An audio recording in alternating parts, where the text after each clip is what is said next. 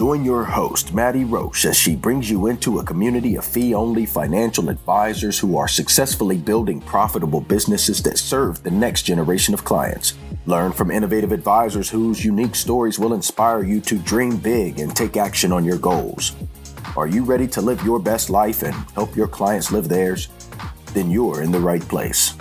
Hello, and welcome to this episode of XYPN Radio. I'm Maddie Roche, your host. I'm honored to interview Emily Purdon, XYPN's financial planning and process coach, on the show today. Emily is rounding out her first year at XYPN, and boy, has she made a splash. As the mind behind our XYPN financial planning process, Emily brings to the network a deep understanding of financial planning and a palpable love for process. On the show today, Emily talks through her background and highlights the importance of looking outside of the box for roles within this industry, noting that there's so much room for people to have an impact outside of direct client relationships. She describes the components of what she's built internally for XYPN members to leverage as they begin their journey starting their firms, from the workflows to the templates, and she offers invaluable tips along the way. She has some thoughts on fee structures, service offerings, and outsourcing, not to mention imposter syndrome and the importance of not being a perfectionist. You'll hear Emily's passion in her voice, and she'll motivate you to turn your eye towards the processes that ensure that you can grow your firm as big as you dream. If you're passionate about creating process and helping scale your firm, this episode is for you. Avocado toast, selfies, a mountain of student loan debt. Gen Y is anything but traditional, and with over 75 million people, it's a population you don't want to ignore. Learn more about how to serve this unique population in our guide called Attract and Profitably Serve Millennial Clients in Your RIA. Discover 3 key ways to tap into the millennial market and 6 things that they want from their financial advisor. Visit xyplanningnetwork.com/millennials for your free copy. If you're passionate about servicing your clients effectively, this show is for you.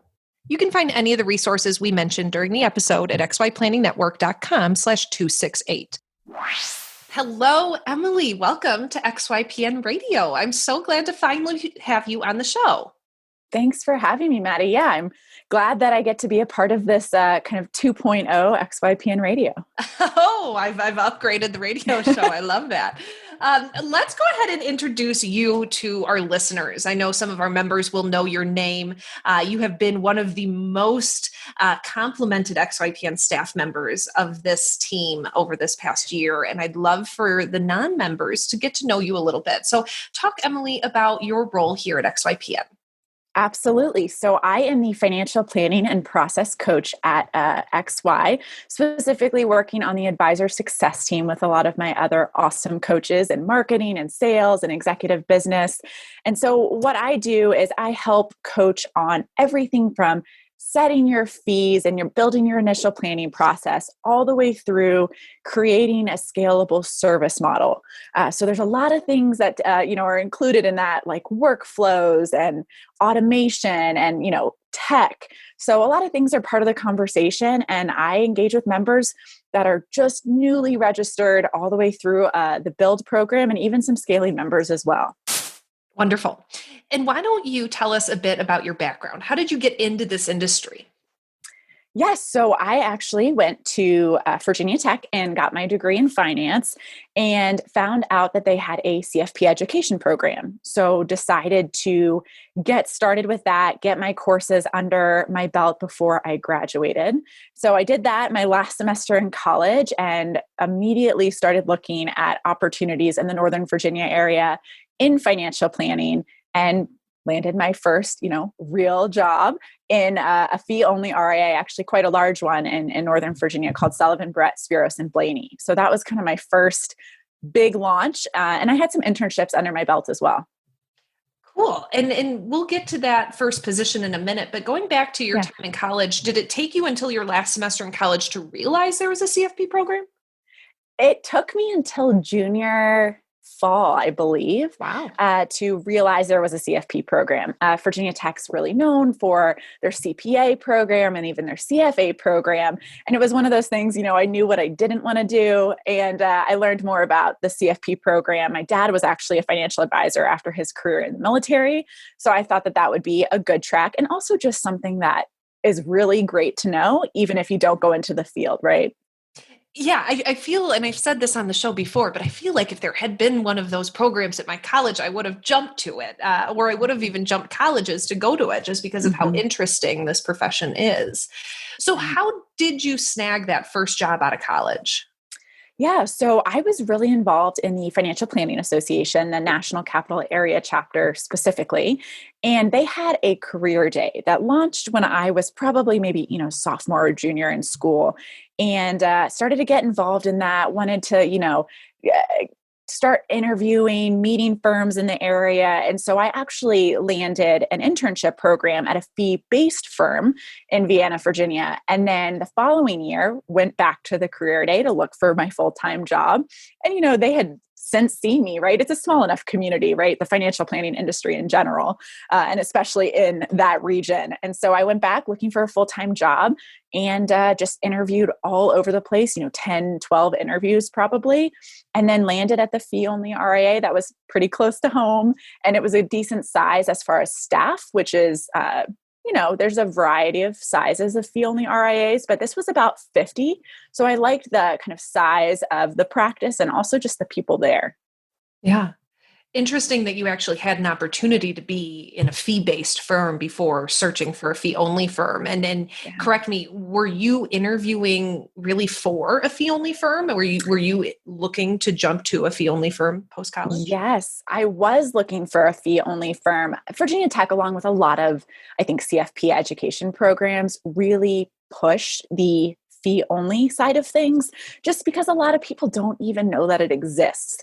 And the reason being, I worked at, actually Morgan Stanley was my first internship. So I went from a BD to a fee-based firm, and then took a step away and did corporate finance for a summer with Boeing, and then realized that I missed planning and I wanted to really look for a fee-only RIA that I thought would be a good fit for my skill set. What great internship opportunities. Was this all through Virginia Tech? Yeah, a lot of them were from Career Day. So it was a mix of the FPA Career Day, which has been just tremendously successful. Went on to sit on the board and run it because I felt so grateful for, the opportunity to land my internship and my job through the program. And then also Virginia Tech has a Career Day called Business Horizons, and that's where I got connected with the Boeing team. So I think, it's just going out there, dropping your resume and having the conversations. Okay, so lesson for our folks looking to get into this industry. If you're in college, go to those career days. Could you talk to us a little bit about what the FPA Career Day was? I'm not familiar with that. Yeah, so some FPA chapters, not all of them, but some of them have programs called Career Days. So it's a day-long event structured where they basically introduce firms, local firms mostly, to programs. So, Virginia Tech was there along with a few other well-known CFP programs from the surrounding area. And the idea is you mutually select whether or not you want to be interviewed, right? And then you go through your day and you have interview slots. So you get a custom schedule for you, which behind the scenes is actually a lot of work. And so there's usually a lunch and learn, a networking happy hour, a day full of interviews, and just plenty of time to have conversations with, industry experts and things like that. So the Career Day is a successful event for our chapter, or my previous chapter, and something that I was really excited to get involved with after graduation. Wonderful. So then talk to us a little bit about your career prior to XY. You leave college, you're in a fee-only firm, you're in this space. How did you develop there? Yeah, so I took on a financial planning analyst role was the name of my title, which is really, similar to a paraplanner, something, many of our listeners will know what that role entails. And so I took that job. I started a week after graduation. I was very ready to hit the ground running, start making money, and, it's just really start on the, whole career side of things. And so once I did that, I joined a kind of a team. We operated in, I don't really want to call them silos, but I had a director and a manager that I worked for, and I had an ops specialist on my team as well. And so we had all these kind of small, teams of 4, 5, 6 people maybe that were serving client relationships. So I started out, like many of us do, just getting into the software, getting into CRM. We used eMoney, getting my feet wet. And then from there, just kind of grew and developed and ended up taking on 2 more roles there before actually making my transition to XY. Wow. And how long total were you at that firm? That's a great question. I want to say almost 4 years. Wow, what a great entry point into this space. So I must ask, you had a great job, great professional development opportunities at that fee-only firm. How did you stumble across XYPN? Yeah, and also to that question, I also had a great mentor and just great people at my prior firm that really supported my growth and my development. So it made it really challenging to leave. I was not actively looking for a change. There were a lot of opportunities within my prior firm, but I actually ended up running into Alan at a University of Georgia recruiting event. And he won some award. He was the keynote speaker. And, I introduced myself. I knew Michael Kitces previously just because he was really involved in the FPA National Capital Area and, of course, is widely known. And so I met Alan and we just got to talking and I knew of XY. I actually had a previous coworker who left and joined XY to start his own firm. So I was really familiar with it. And Alan just made a comment, they're always looking for great talent, threw me his business card. And he was like, how's Montana? And I was like, Montana sounds great. And so we just kind of continued our conversation from there. Yeah, that sounds very like Alan. Alan prides himself on the team that we've built. I must agree with him that our people are the differentiator. He says all the time during interviews that if you were to take and do exactly what XYPN does, it would not be as good or the same because we don't have our 55 some staff members. So I'm not surprised at all that Alan recognized your talent and tried to swoon you with an invite out to Bozeman, Montana. So I'm so glad that you did end up jumping firm. So how did that conversation go? And what factored into your decision to make the switch from financial planner to coach / consultant here at XY? Yeah, absolutely. So the conversation is, I think it started with him saying we might have a role for a CFP on staff because I think a lot of people don't realize, XY is full of experts, right? Subject matter experts from compliance to marketing to sales. But as far as being a CFP on staff, that wasn't necessarily a priority when Alan and Michael were originally staffing out. So when he made a comment that I could keep my CFP and I could do financial planning, but just in a little bit of a different way where members would be my clients, I was really interested in that. And I kind of kept it in the back of my head. And a few months later, he posted the financial planning process coach position, I think, probably around April, something like that. I immediately dropped my resume because that was the position I knew he was talking about. It was like I had written it. And I think a lot of listeners will resonate with that. When you see a job, you have this immediate gut reaction to, wow, that is what I want to do. That's what I'm passionate about. It energizes you. And all of a sudden, there's a shift of, oh, I'm not energized by what I'm currently doing. And so I read the job description and I actually walked down to my COO at the time who I had worked very closely with, and I quit on the spot after reading the job description, which is something I don't necessarily recommend doing, but that's how energized I was. I honestly can't even put it into words. It was just my dream job. And so I quit on the spot, luckily got called in to interview, did a bunch of rounds, Malcolm, the director, and then of course, Alan and Bozeman, and, just one thing after the next. And I ended up accepting the job, and I've been here almost a year to the day.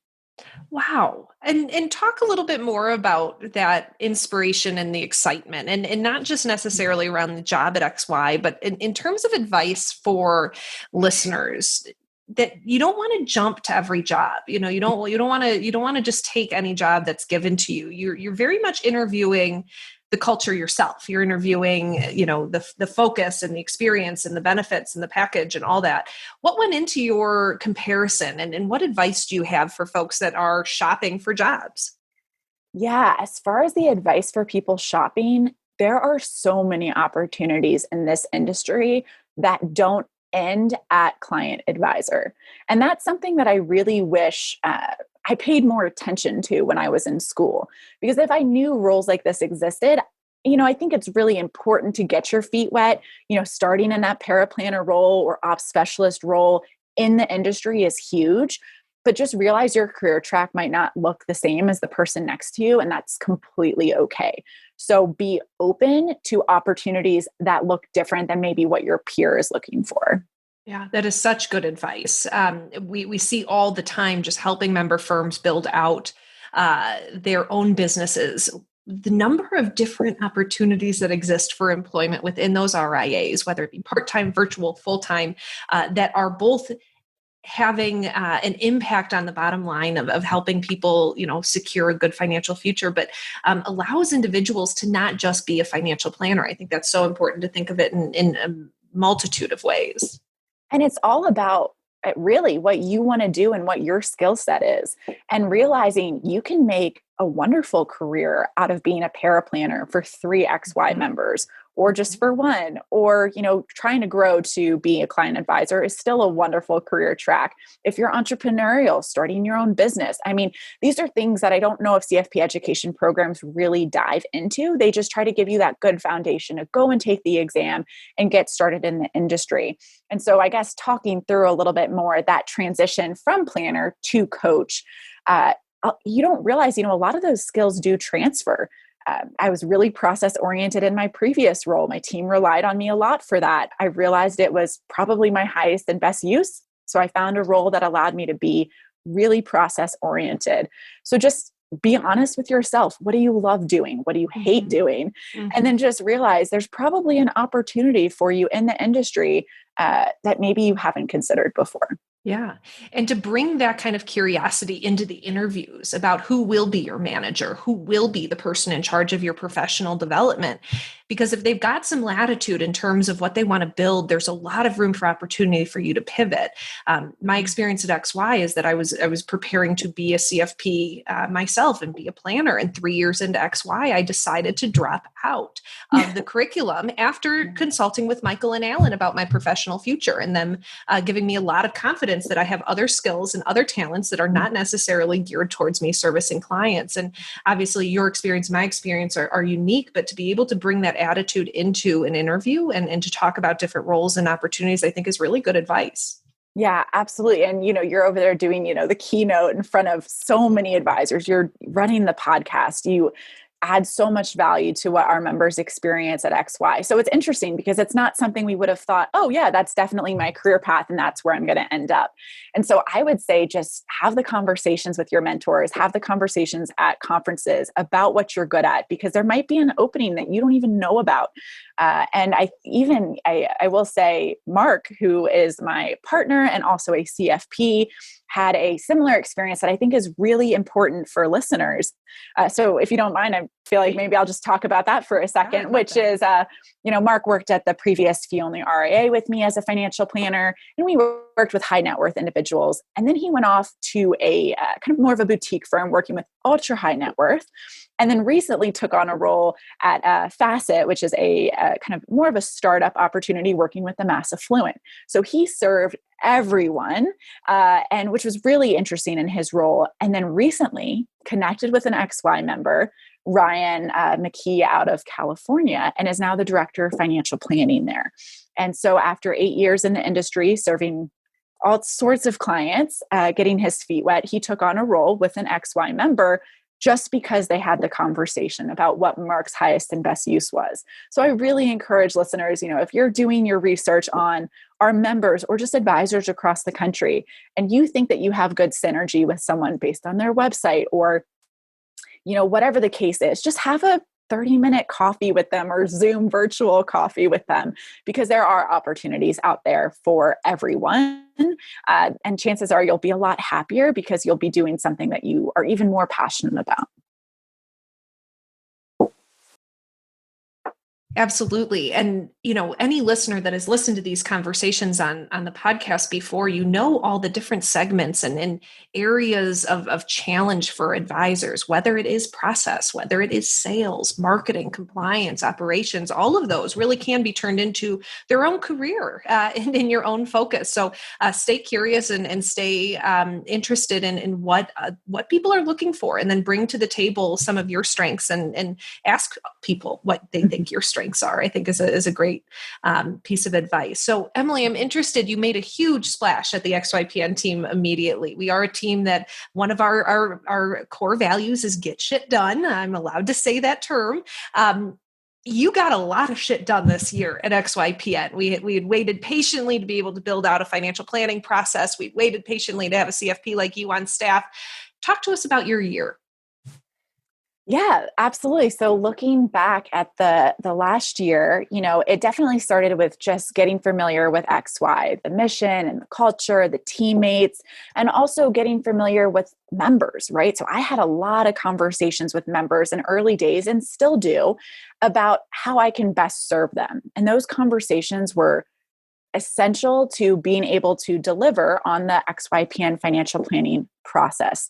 So a lot of what I started on, it was just resources, developing resources and templates and guides and things that I thought could help our members better serve their clients and get organized themselves, which really means processes. So thinking about your initial planning process, and then thinking about your ongoing service model.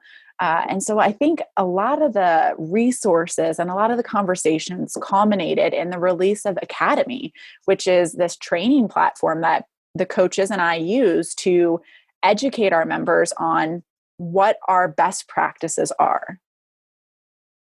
Beautiful. So I'm wondering, how do you fit into the advisor success team? Our advisor success team has grown a lot over the years, and Academy has been something we've worked very hard at perfecting and in building out. So talk to us about kind of the advisor success team overall, knowing, of course, our listeners can go back just a few months and listen to the whole team talk through what they were doing in terms of COVID-19. But just generally speaking, what's the mission and what are you all trying to do at XYPN? Yeah, absolutely. So one of my favorite ways to communicate what we do to our members on coaching calls is I always say, before we talk, you've most likely had a conversation with your member experience specialist or the team. And then they say, yes, of course I did. And Maddie, of course, that's your team. And so that's when members are really introduced to programs and what XY has to offer. And part of that is the advisor success team and what our coaches do. And so after that conversation, the next thing that I say, because sometimes members will engage with me, but in reality, they might need help from another coach before or right after our work together. So one of my favorite ways to explain it is if you need help getting leads or you need help getting your website up and running, Carolyn, our marketing coach, is there for you. If you're getting leads, but you're not converting them and you're not, maybe at the rate that you want, maybe it's a sales issue. So that's when you engage with BB, our sales coach. And then if you need help servicing your clients, either through onboarding all the way through first year, 2 years, 3 years, that's me. And then when you need help growing your team and staffing it out, tracking, KPIs, all sorts of really high-level business decisions, it's time to engage with Arlene, and she'll facilitate your decision to become a lifestyle or solo practice or an enterprise practice. And so that's kind of how I communicate the team. And then as far as our value, we have all sorts of programs, from one-on-one coaching to group coaching, which is a new thing that we've really enjoyed doing. It allows us to coach one member specifically, while a lot of members are able to listen in on that advice. That's part of community, right? Live and learn from others. So everything like that our team has been doing, we really enjoy our communication and our engagement with members. And we're hopefully helping them, run and grow their businesses in an effective way. You certainly are, because I hear about it all the time. And we've also heard a lot of really positive feedback about open coaching. I think that's such a beautiful way of sharing one-to-many experiences, just like the podcast is a great opportunity to hear people's stories. I hear people talk about listening into both office hours with our compliance team and open coaching as if it's a radio show. They have it on every week. They turn it up when it gets exciting and turn it down when they don't like the song. But I think that that's a really good opportunity for advisors to know that there are these coaching opportunities for you once you are in membership. So I'd like to turn the tables a little bit, Emily, and I'd love for you to put on your advisor hat and pretend that you are a new advisor launching a business, and everything is daunting. Compliance usually is up at the top of the list, but right down there at second is how do I actually do this? How do I serve my clients? How do I build and refine a process that works? Can you walk us through that? Yeah, there is an immediate feeling of imposter syndrome that a lot of our members experience. There's a great podcast with Carl Richards. I want to say episode 40, but to be honest, it's something earlier on in the days. And it was a great podcast that a lot of our members have really, I think, resonated with. So if you're struggling with, was this the right move for you? Am I really an entrepreneur? Can I do this? Can I be successful? I think reading and listening to his work will be really essential. But then also realizing you've kind of gotten over the initial hurdle. You're registered, you're ready to launch. The biggest cautionary tale is information overload. Be cognizant of how much you're taking in. Are you listening to Maddie 8 hours a day and then switching over to Michael Kitces's podcast and then Michael and Carl's podcast? How much information are you taking in, and how much of it is truly applicable to your situation? And so that's something that the coaches and Maddie, your team can really help our members figure out what's noise and what's important. And so once you've kind of navigated those initial first few weeks and you're feeling overwhelmed and you finally got a prospect and then maybe you finally sign them, that's kind of when the rubber hits the road, right? That's when you need to get your shit together. And so I think there's this immediate feeling of, what does that look like? I have to have everything perfect. I'm a perfectionist, and I've been told many times here, you can't be a perfectionist. 80% solution. So that's my biggest advice. I think going into it, when you're thinking about your planning process, it's an 80% solution. You need to get something in place. So even if it's just you writing something down, writing it down is already a better step than keeping it in your head. So that's like really, I think that initial flow, figuring out where to start. You have to start somewhere. Any progress is good progress at the beginning, and just don't be so hard on yourself. Yeah, I couldn't agree more that perfection is really not what we're looking for during these first few months. You'll drive yourself mad if you're shooting for perfection. It's easy to think instead, what is that minimum, MVP, the minimum viable product? What can you get in place that you can start serving clients? So talk to us about what it's like to onboard a client and maybe test this process out. Yeah. So I would say, you'll hear the word niche in the XYPN community, but let's say, think about your ideal client. If you start there, the things I'm about to describe will be a little bit easier. It is not impossible, right? To get started in a little bit more of a broad way. So what I say is, figure out who you want to work with, and then figure out how you want to charge them, because how you bill your clients is really important and really meaningful. And I don't just mean the range, I actually mean how. Are you using advice pay? Are you charging through AUM? What does that look like and why? And then once you've worked through those kind of first two steps, I want you to think, or our listeners, to think really seriously about their service offerings. If it's in your ADV, that's great. But just realize you don't need to market it. You do not need to market everything in your ADV. Give yourself the flexibility. Give yourself an hourly rate just in case. But you don't actually need to promote it and put it on your website. Vice versa is not true. So make sure that it is in, of course, your ADV. And so my biggest coaching tip that I think has been pretty impactful recently, and I wish I stumbled upon it sooner, is this core satellite analogy. So, Maddie, let's say that you're a member, your core offering is the monthly retainer model. You work with members or clients and you bill, we'll call it $300 for a couple, $200 for individual. That's your core service model. 70 to 80% of the clients eventually, fast forward 5-10 years, should be in that core offering. You can have or should have one or two satellites off of that. So maybe you have an hourly rate, maybe you have a project. That project would be, maybe $1,000 to $3,000, and your hourly rate would be $200 to $300. And the idea there is when a prospect is navigating your website or when you're holding conversations, you're really clear on where your expertise lies and what you're also willing to do to generate revenue and serve maybe more clients than you otherwise would. So those are kind of my first three things: ideal clients, thinking about how you're billing and what you're charging, and then trying to put some structure around it and not overwhelming your prospects. Really great advice.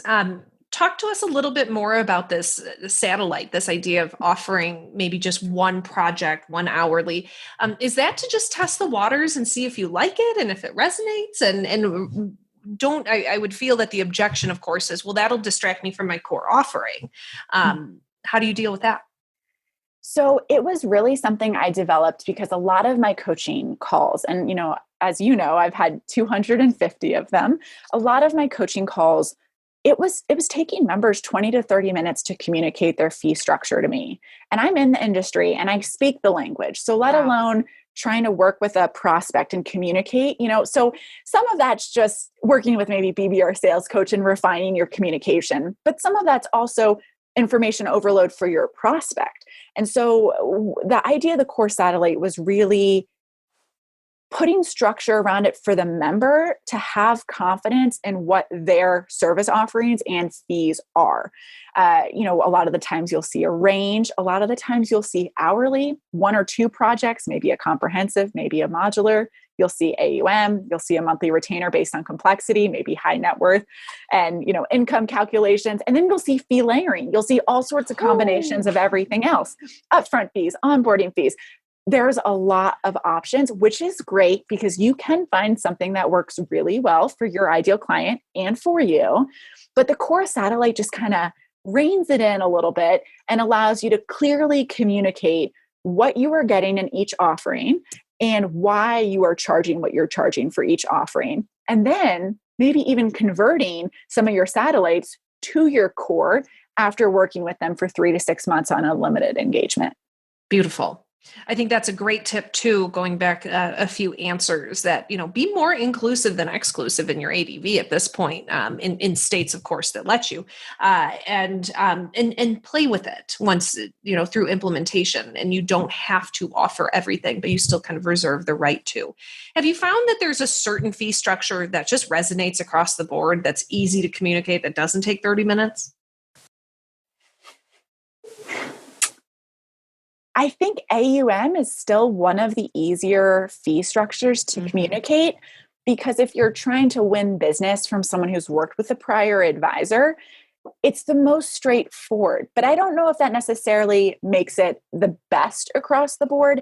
It just might be a bit easier if someone's used to working under that model versus all of a sudden you're charging me $200 a month to work with you. Even if that sums to less than what they were paying with a prior advisor, it's still a little bit different. Of course, we're seeing more of it. The benchmarking study that XYPN puts out is huge in making progress, kind of evaluating the success of various fee structures. So I look forward to that actually every year. So I think we'll continue to see a shift to monthly retainer and how you can communicate that effectively and transparently. Awesome. So after the initial planning process, what's next? Absolutely. So I think it would be worth clarifying, because I know you asked me this and I don't think I answered it thoroughly, that core satellite thing, your core offering should have an initial planning process timeline. That's a mouthful, but basically what I mean is, once again, if I'm working with you, am I holding a prospect call? Am I holding an initial call before that? Am I holding a get organized meeting? How many meetings am I actually holding and why.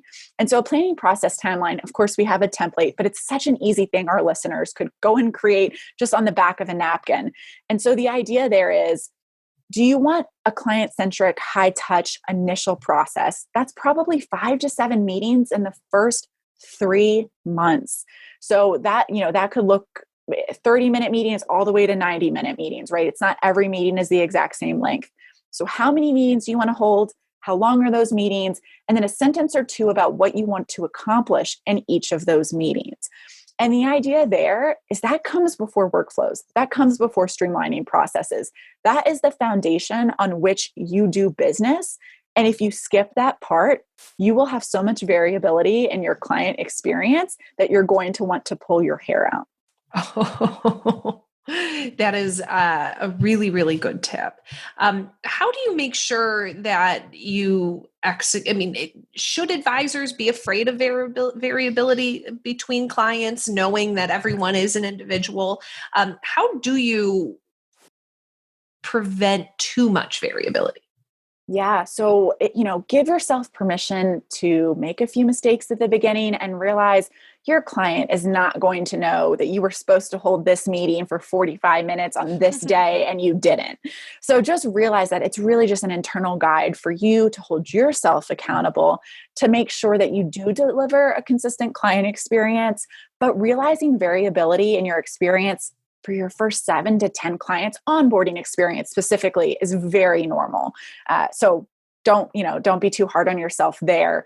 But I would say going forward, realizing there is a reason consistency is talked about in the industry, and it's linked to plan implementation, trust, and referrals.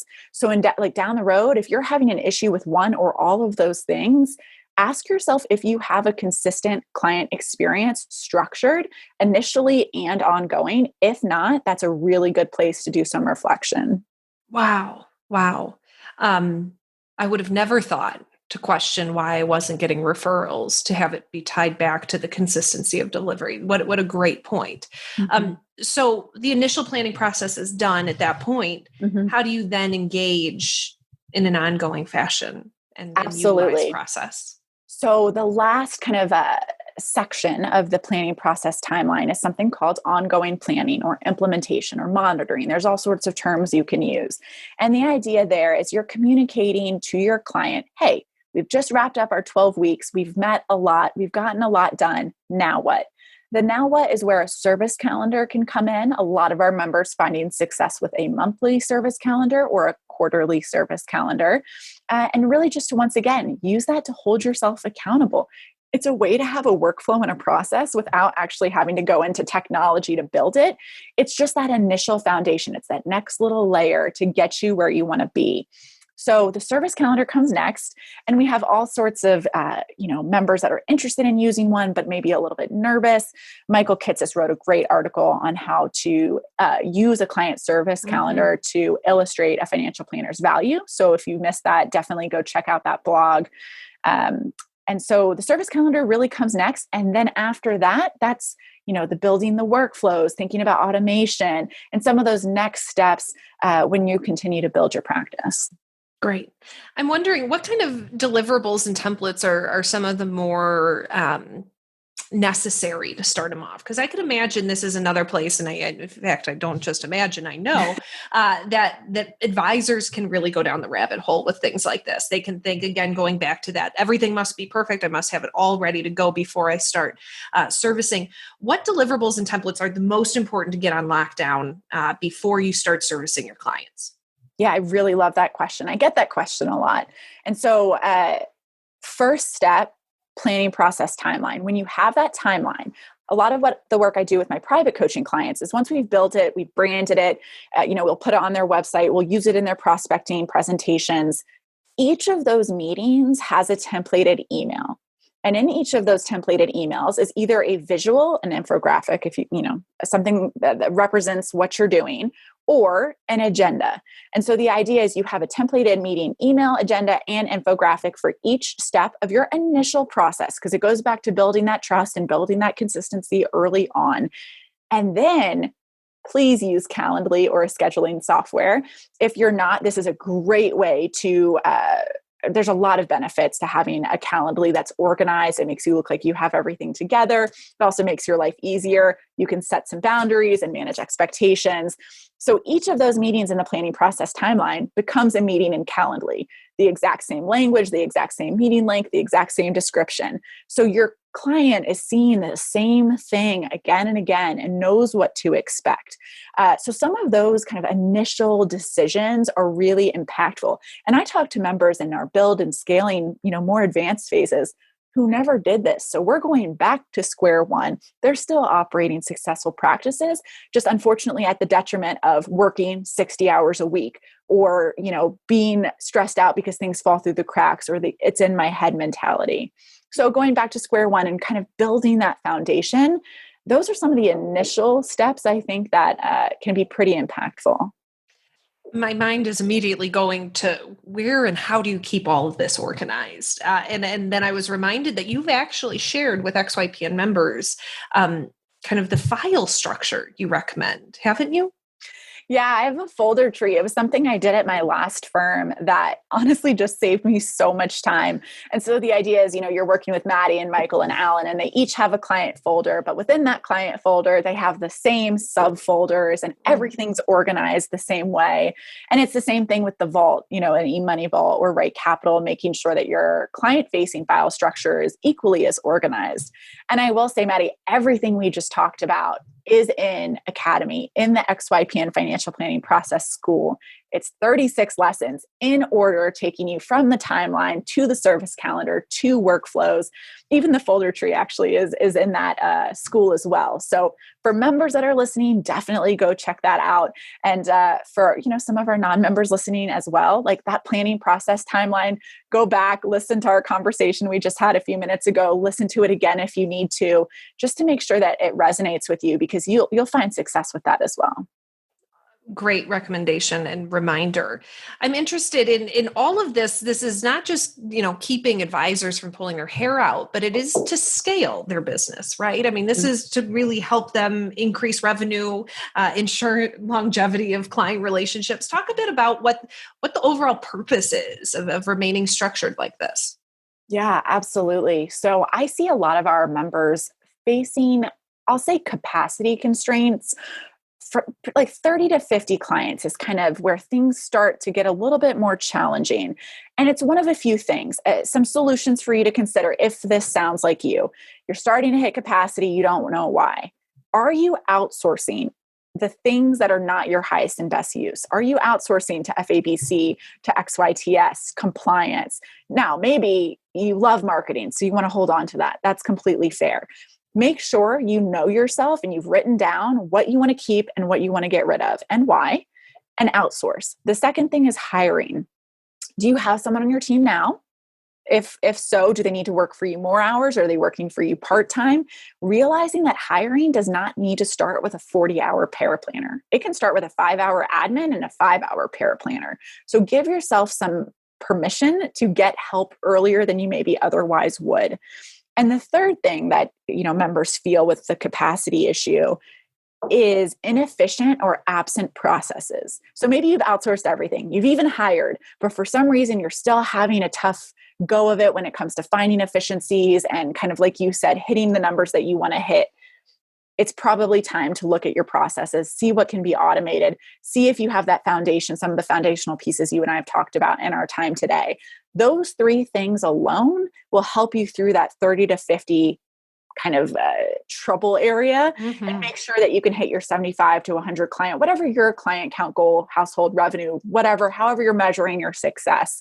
But those are the 3 things that I see our members really benefiting from evaluating. Yeah.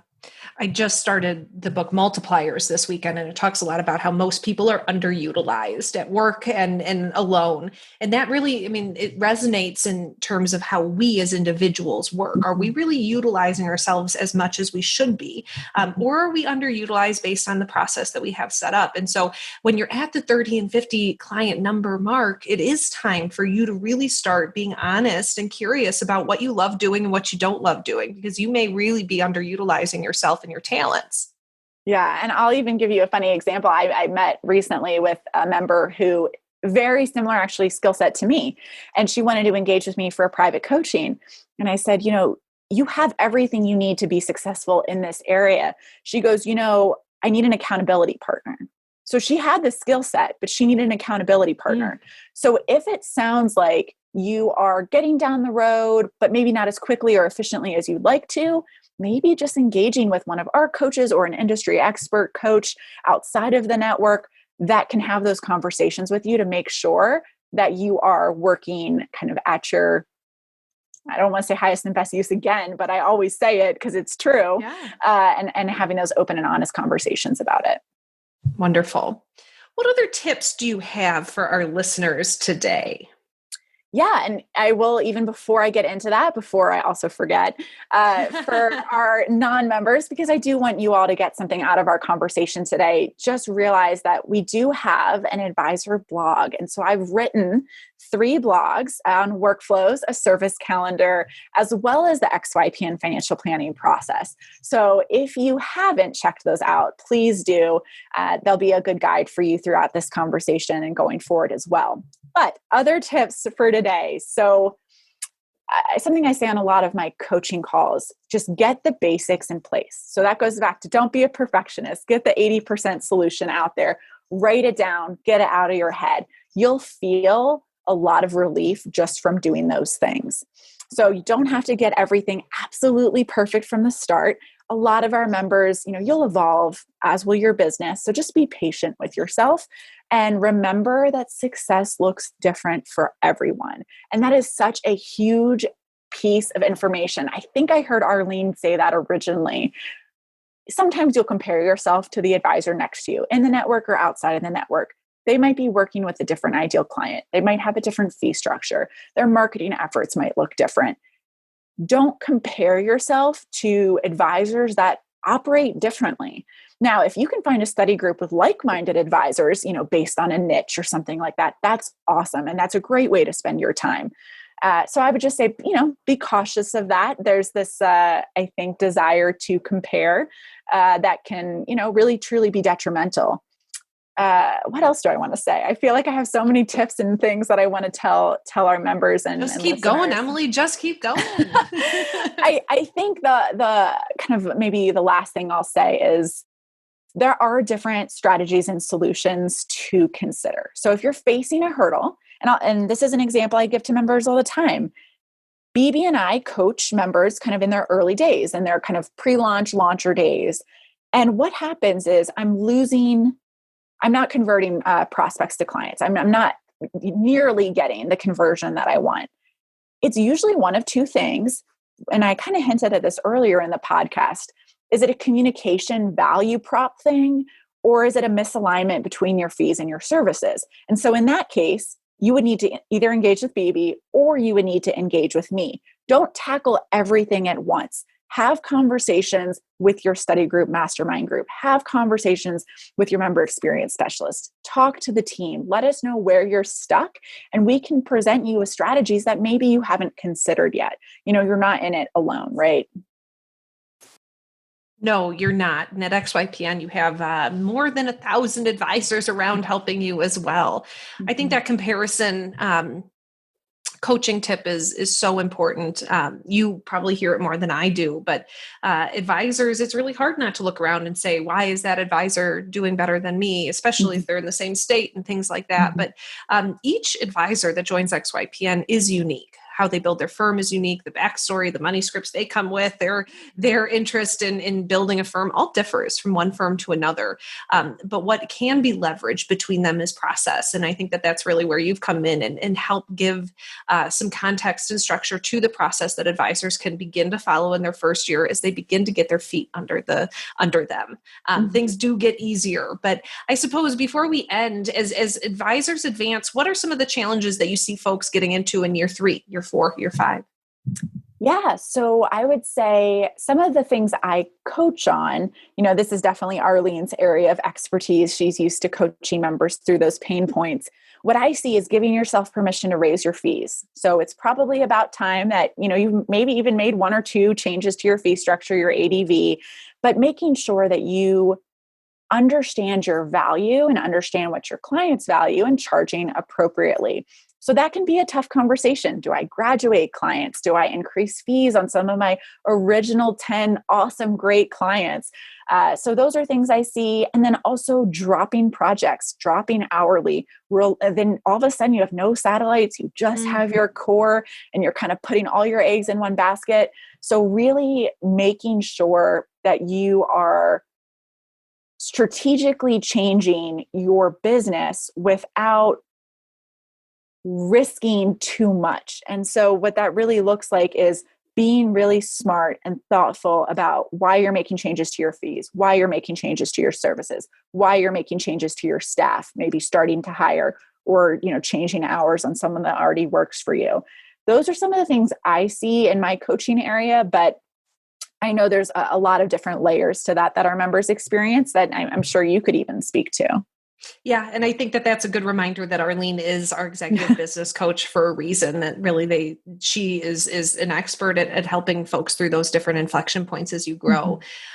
Emily, you and I could talk for hours, and I really think our listeners are going to have enjoyed this interview. Thank you so much for all of your insight, all of the work you've put forward. Any last words of wisdom to maybe folks who are listening that haven't yet made the jump into the fee-only independent RIA space, but you did it, so why can't others?